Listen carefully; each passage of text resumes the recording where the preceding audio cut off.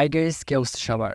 আজকে সকাল সকাল বের হয়েছে, মন ভালো নাই, তাই বন্ধু নিয়ে যাইতেছে এক জায়গায়। And জায়গাটা কি সেটা দেখতে থাকুন, তাহলে বুঝতে পারবেন। তো প্রধানমন্ত্রী পদ থেকে আমরা একটা দারাজ থেকে আনা একটা ট্যুর দিতেছি, কিশোরগঞ্জের ট্যুর। এন্ড আমরা এখন আসি 1400-তে, এখন ডিরেক্ট এখান থেকে মুক্ত মসজিদ দিকে যাবো, আর ওইখানে একটু বসবো। আর আপনারা তো জানেন ওইখানে যাওয়া ঠিক না, তবুও যাচ্ছি। এভাবে কাপড়রা বসে থাকে, গাইস দেখলেও কষ্ট লাগে।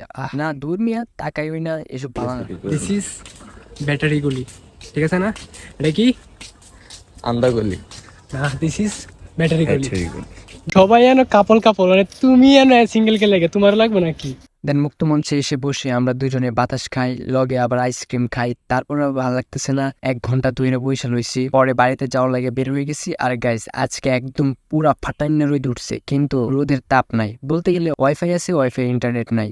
আবার ধরেন কোনো মাই আপনার আই লাভ ইউ কইছে, আবার সাথে ভাইয়াও লাগাইছে। এখানেও তেমন রোদ আছে, কিন্তু রোদের তাপ নাই। এই রোদের দাম নাই, আর এখানে দাঁড়িয়ে থাকারও কাম নাই, তাই বাড়িতে চলে যাও। আর গাইস এখানে দাঁড়িয়ে থাকার কারণটা হলো, এখানে আমার রাইখা আমার 2টা বন্ধু মজলু আর মতিন গেছে খেলাধুলা করবো, তো তার জন্য জার্সি কেনার জন্য। তারপর সবগুলো আইসি আর আমরা যাওয়া শুরু করলাম বাড়ির দিকে। আর যাওয়ার সময় গাইস এতক্ষণ বসে আসলাম, ঘুরলাম, ভালো লাগলো না। কিন্তু এখান দিয়ে যাওয়ার সময় এত বাতাস আর এত সুন্দর মৌসুম, আমার মনটা চাইতেছিল বসে থাকতাম, বাট অনেক লেট হয়ে গেছে, তাই আর বসে নাই, সোজা বাড়ির দিকে যাইতেছিলাম। এন্ড আপনারাই বলেন গাইস, এত সুন্দর সুন্দর জায়গা থইয়া কই আমরা মুক্ত মঞ্চে নাপাক জায়গায় গিয়ে বসে আছিলাম। যাই হোক গাইস, আমি বাতাস খাইতে খাইতে বাড়িতে যাই। আর আপনারা লাইক কমেন্ট করে ফেলুন। আল্লাহ হাফেজ।